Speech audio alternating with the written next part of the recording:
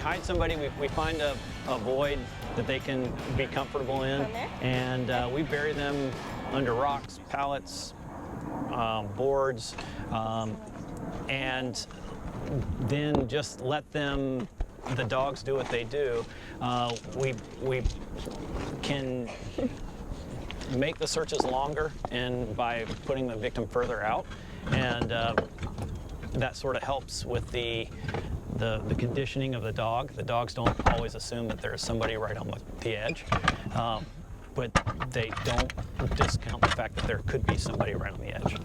So we bury a person underneath whatever material we have there, and the dogs, when the dogs find them, they get the toy.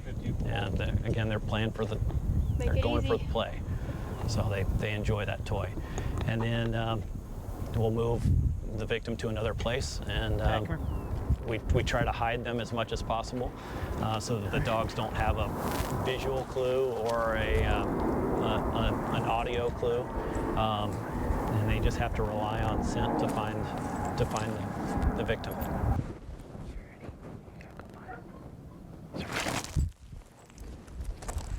My name's Adam Cooper. I'm a firefighter with South Metro Fire, and this is Tag. He is a live a search and rescue dog for live scent. He is a border collie, and he's 7.5. He'll be 8 in October.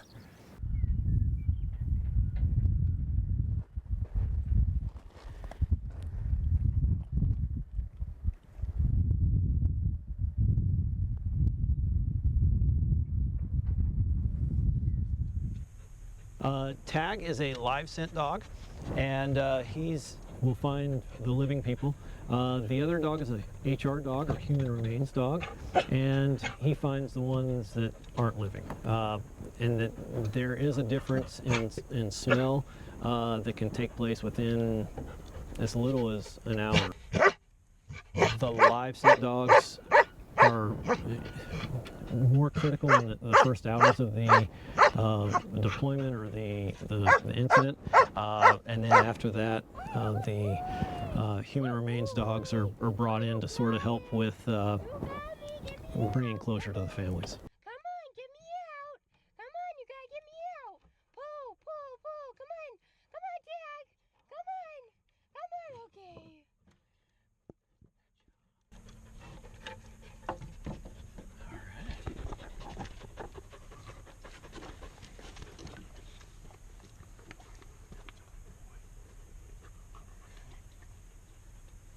I'm gonna give you his toy back. Alright, ready? Let's go that way. Find anything. Ready? Search.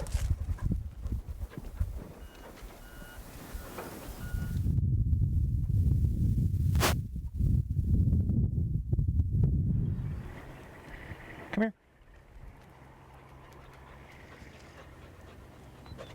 Alright. Go out that way. Ready? Search. Any national disaster, collapsed buildings such as World Trade Center, Oklahoma City bombing, anything like that, hurricanes, tornadoes, natural disasters, and man-made.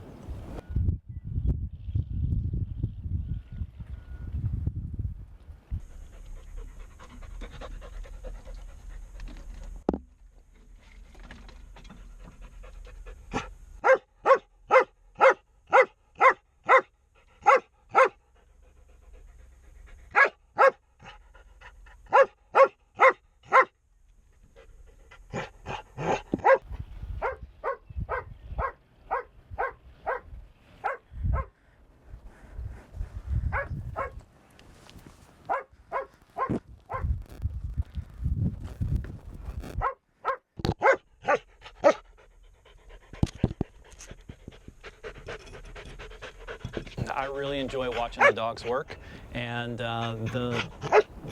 when they find somebody, whether it be in a live situation or human remains, it's pretty rewarding just to see the dogs. They understand that what they've done. Alright, come on. There's water.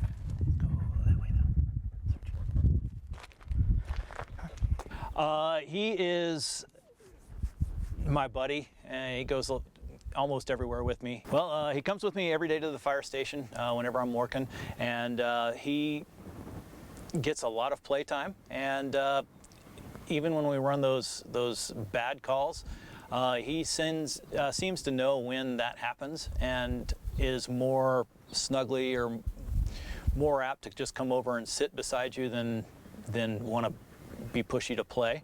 But he wouldn't deny a toy if you had one to throw for him. Yeah, it's not like a police canine. No, he interacts with the family. We have a couple other dogs, and he plays and carries on with them.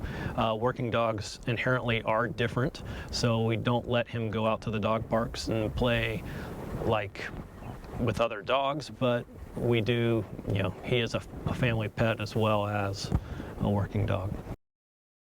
We have to test and recertify every 3 years, and we have local tests that we have to do both obedience and the search every year for Colorado, and we spend, to get them to the point of certification, the dogs end up being between 1.5 years and 2 years old, and that's from starting as a puppy. The older dogs, it takes every bit of a year to get trained for the older dogs, so we do a lot of training ahead of time, and I can trust that Tag will hit every person in there as long as I can let him do his job. There is a potential that he has to climb a ladder on scene. There's buildings that are, only accessible. They've collapsed, but there's an 8-foot wall in the way.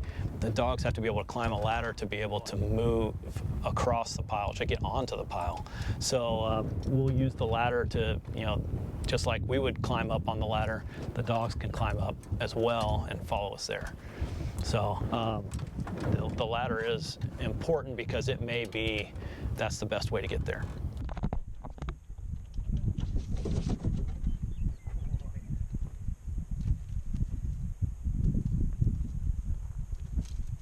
That's incredible agility. Yes, yeah, they learn to do it, and they like to do it for the toy.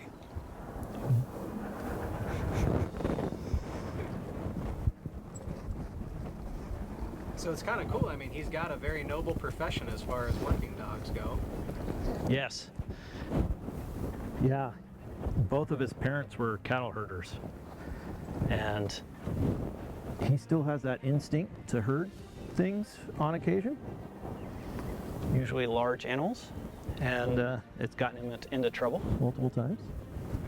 But he's got the work ethic and the ability to work through all of that. That's how he got his name. Is the lady that owned him before I did, if she wasn't moving fast enough, he'd come and tag her in the back of the calf. And so he got the name Tag.